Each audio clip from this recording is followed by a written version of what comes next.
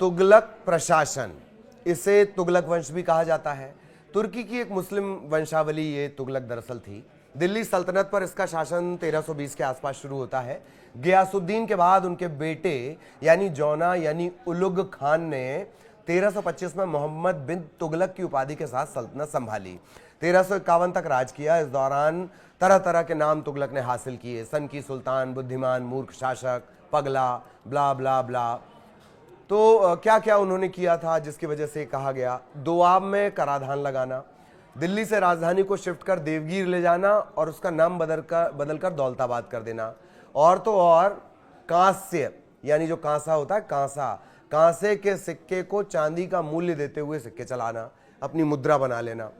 खुरासान और इराक जीतने का अभियान जिसने लगभग पूरी फौज को बर्बाद किया। हिमाचल प्रदेश में एक जगह है कांगड़ा, वहां पर चला दिया था कराचिल अभियान। ये तो बानगी थी, था तो बहुत कुछ, उन्होंने बहुत कुछ ऐसा किया जिस पे लंबा हम लिख सकें, बोल सकें, लेकिन उसकी बात फिर कभी करेंगे। नमस्कार, आपके साथ मैं ललित प्रजापति और आज हम चर्चा करेंगे एक और अलग विषय की। यू टर्न आपने सुना होगा, यू टर्न लेना यानी पलट जाना। अपनी कही बात से पलट जाने का चलन वैसे बहुत पुराना है, भारत में तो आप देखते ही रहते हैं। लेकिन ट्रंप के दूसरे कार्यकाल को देखा जाए तो वो यू टर्न लेने के सारे रिकॉर्ड तोड़ चुके हैं और अभी ऐसा लगता नहीं कि उनका रिकॉर्ड बनाना रुका है। और अजीबो गरीब फैसले लेने का रिकॉर्ड भी उन्हीं के नाम हो चुका है। एक एक कर कुछ फैसले आपको बता दिए जाएं। एक मामला है यूक्रेन के साथ रिलेशन, कहां तो ओवल हाउस में क्या क्या नहीं कह दिया था। और अब ताजा जानकारी के मुताबिक ट्रंप कह रहे हैं कि यूक्रेन को दी जाने वाली सैन्य सहायता कर्ज या ऋण नहीं होगी। हालांकि उसे जो भी मदद दी जा रही है उसे बगैर ब्याज के यूक्रेन को चुकाना होगा। आपकी हमारी भाषा में ऐसे समझ लीजिए, ब्याज मुक्त कर्ज, जैसा आप किसानों को आपने देखा है वो इसी तरह से मिलता जुलता होता है। यूक्रेन के दावों की माने तो बाइडेन प्रशासन ने इस वापसी को लेकर कभी कोई बात ही नहीं की थी। इन्हीं ट्रंप ने पहले कहा था कि ये एक तरह का कर्ज है, लोन है, उधार है, इसे ब्याज के साथ चुकाना पड़ेगा। और वो भी रेट ऑफ इंटरेस्ट कितना था? 4% की रेट से। अब तक यूक्रेन को करीब 90 अरब डॉलर की मदद अमेरिका की तरफ से दे दी गई है। ये एक मामला आपको याद होगा। ताजा मामला है हार्वर्ड विश्वविद्यालय से जुड़ा हुआ। ट्रंप प्रशासन ने हार्वर्ड यूनिवर्सिटी को एक ताजा धमकी दी है कि यूनिवर्सिटी में विदेशी छात्रों के एडमिशन पर प्रतिबंध लगाया जा सकता है।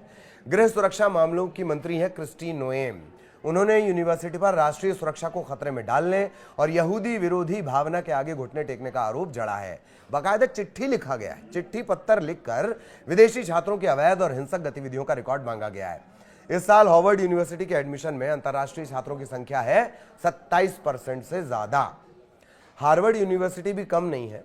व्हाइट हाउस की तरफ से भेजी गई मांगों की इस लिस्ट को मानने से इनकार कर दिया था। इस लिस्ट में प्रशासन जो है वो भर्ती और एंट्रेंस की प्रक्रिया में बदलाव करने की मांग कर रहा था और भी इसमें डिमांड्स थी प्रशासन की तरफ से।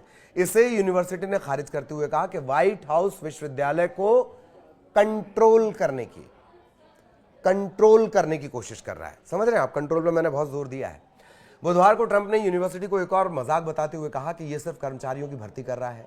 ट्रंप ने कहा कि अब हार्वर्ड को दुनिया की सबसे बेहतरीन यूनिवर्सिटी या कॉलेज किसी भी लिस्ट में शामिल नहीं किया जाना चाहिए, गिना नहीं जाना चाहिए। हार्वर्ड एक मजाक है जो नफरत और मूर्खता सिखाता है। इसे अब सरकारी पैसा नहीं मिलना चाहिए। एक दिन पहले ही 18,000 करोड़ की फंडिंग भी रोक दी गई है।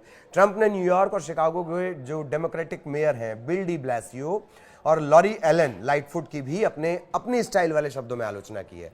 कहा है कि हार्वर्ड ने न्यूयॉर्क और शिकागो के मेयर को भारी सैलरी देकर म्युनिसिपल मैनेजमेंट और गवर्नेंस पढ़ाने के लिए नियुक्त किया है। इन दोनों, बहुत ध्यान से सुनिए, इन दोनों कट्टरपंथी वामपंथी मूर्खों ने दो ऐसे शहर छोड़े हैं जिन्हें बुराई से उबरने में कई साल लगेंगे। ये हो गया।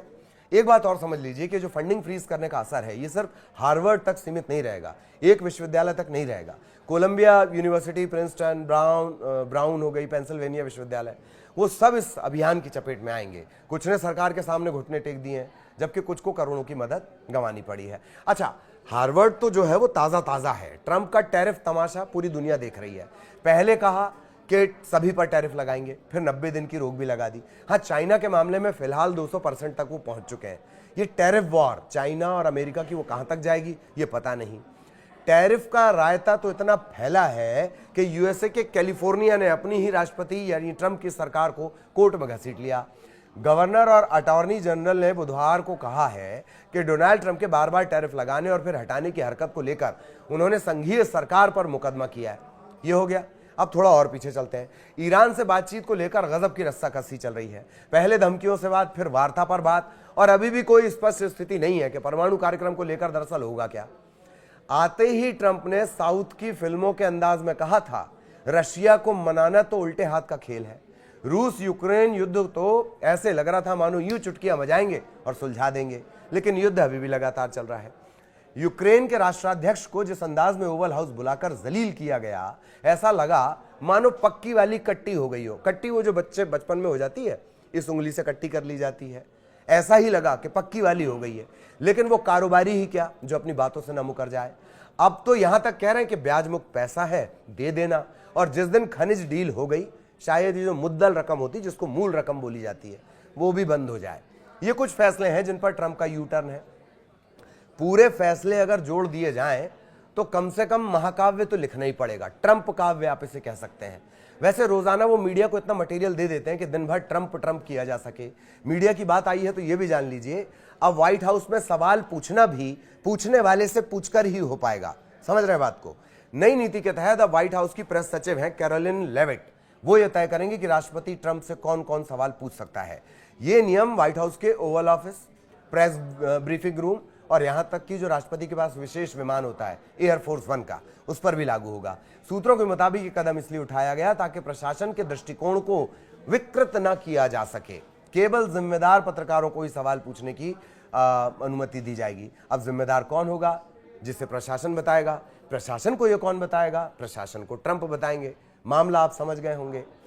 गजब है, मतलब गुरु, ऊपर से लेकर नीचे तक गजब ही गजब। आपको याद होगा बचपन में बड़े बड़े मसले आप कैसे सुलझा लिया करते थे। ऐसा लगता है ट्रंप भी सुबह उठकर अक्कड़ बक्कड़ बम्बेबो खेलते हैं। ये जरूर बताइएगा कि दोनों कहानी आपको कैसी लगी। अब दोनों मतलब आप समझ रहे हैं। ट्रंप वाली कहानी हमने आपको बताई, और उससे पहले कौन सी कहानी बताई, मोहम्मद बिन तुगलक वाली। आप कमेंट में बता सकते हैं कौन सी कहानी ज्यादा बेहतर आपको लगी।